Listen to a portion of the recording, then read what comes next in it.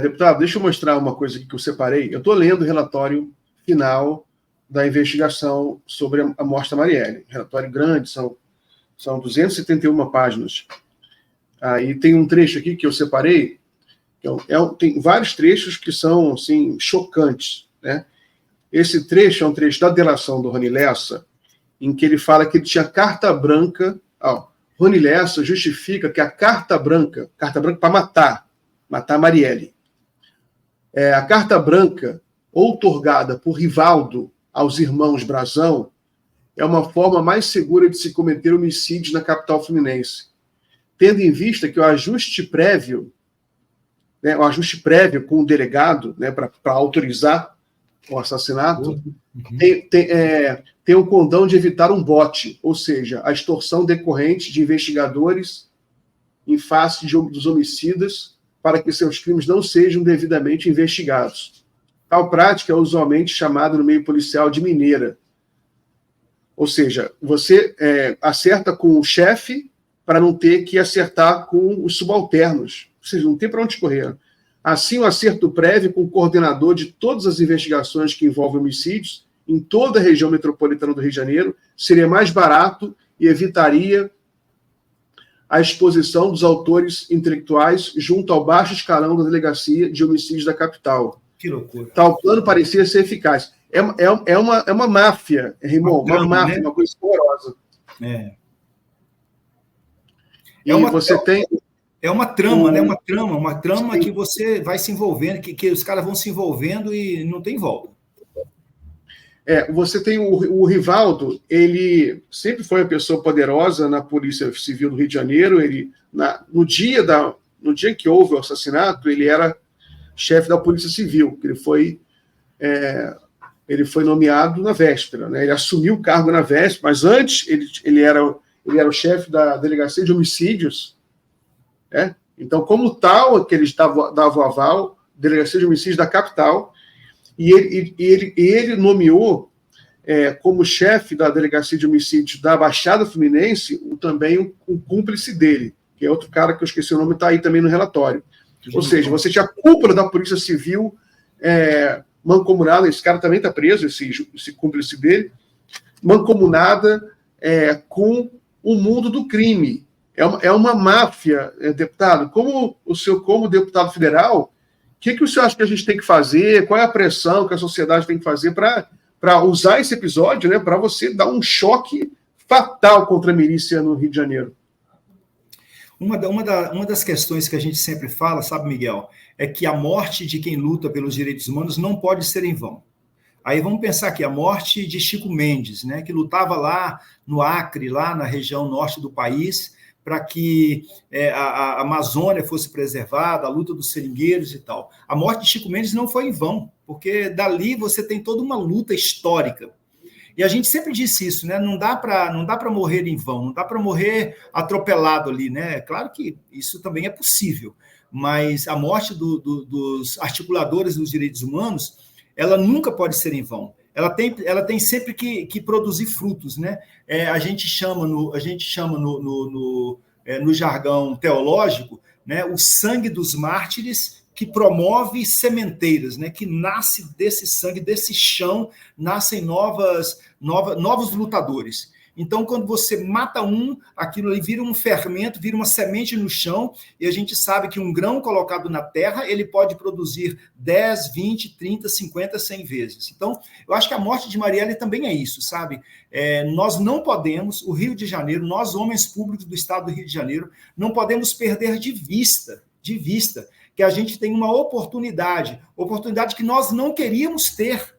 Nós não queríamos que Marielle tivesse sido assassinada, que Anderson tivesse sido assassinado. Nós não queríamos que a milícia existisse no Rio de Janeiro. Nós não queríamos que essa arquitetura da bandidagem acontecesse na cidade e tirasse a morte da nossa companheira Marielle Franco. Mas uma vez que isso não dá para retornar, mas uma vez que isso não é um fato já concretizado e que nós não podemos dizer, olha, a gente vai passar um pano e resolver isso, a gente não vai fazer isso. Isso é um dado da história.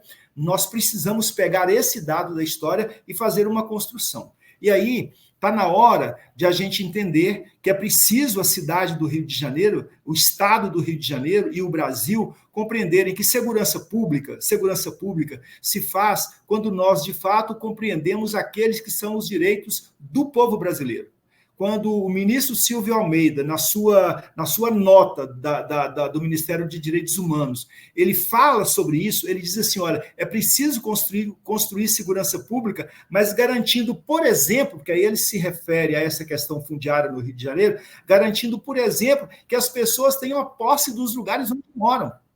Que as pessoas tenham, no lugar onde moram, condições de criar seus filhos com dignidade. Então, o Estado brasileiro, o Estado do Rio de Janeiro, não pode continuar convivendo com a bota, com o coturno do policial que bate na porta do pobre da favela. O Estado tem que entrar, mas tem que entrar de outra forma. Então, eu acho, Miguel, que eu não tenho isso elaborado, mas eu acho que tem muita gente pensando isso e vai ser um caldo para a gente pensar o desenvolvimento do Rio de Janeiro, que é o desenvolvimento do Rio de Janeiro que diz assim, chega, basta de milícia, porque esse caso da Marielle acaba de certa forma, abrindo muitos outros casos, como, por exemplo, a discussão do caso do pedreiro Amarildo na Rocinha.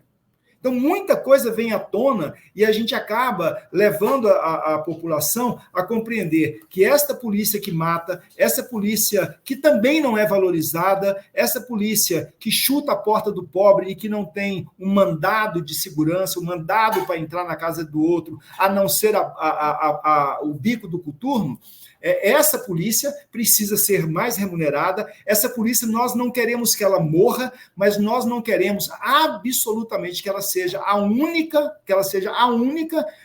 face do Estado a entrar nas favelas e nas comunidades empobrecidas do Rio de Janeiro.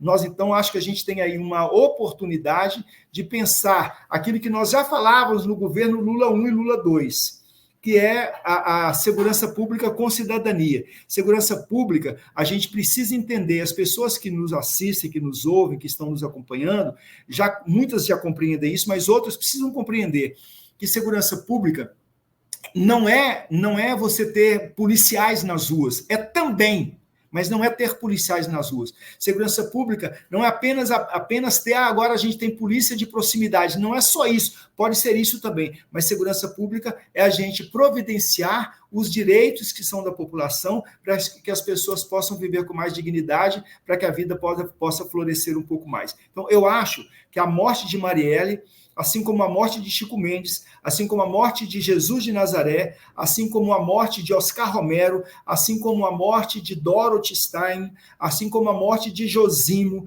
assim como a morte de Expedito, assim como a morte de tantos homens e mulheres que derramaram seu sangue, todas elas, eu não conheço uma, Miguel, que ao tombar não foi sangue que brotou no chão para que a vida florescesse, né? Então, eu acho que é isso. E nós, Miguel, estamos vivendo aí as vésperas do dia 1º de abril, quando o golpe se deu no Brasil em 1964, quando de Juiz de Fora marcharam para o Rio de Janeiro para a gente ter o que a gente teve esses 21 anos de sombras, né? De sombras, de morte, de assassinatos, de prisões, de corpos escondidos, de corpos velados, cujos familiares não tiveram direito nem mesmo de sepultar. É muito bom a gente lembrar que quando os assassinos de Marielle assassinam Marielle, eles assassinam Marielle atirando na sua cabeça, para dizer assim, nós não toleramos que as mulheres da favela, que as pretas da favela, que a turma da maré, nós não admitimos que elas pensem, que elas falem e que elas nos guiem. Então, a gente precisa pensar nisso para construir uma nova sociedade. Quero aqui fazer um resgate. O Rio de Janeiro não é milícia. O Rio de Janeiro tem milícia. O Rio de Janeiro não é o chefe da Polícia Civil, o Rivaldo Barbosa. O Rio de Janeiro tem Rivaldo Barbosa e tem os seus crimes. Não é a família Brazão, tem a família Brazão com seus crimes. Mas o Rio de Janeiro é muito mais que isso. É um povo generoso, é um estado onde as pessoas têm muitos potenciais, muitas potencialidades, e a gente precisa acreditar que é possível dar a volta e cuidar dessas feridas do Rio de Janeiro para a gente seguir em frente com dignidade e com vida plena para as pessoas.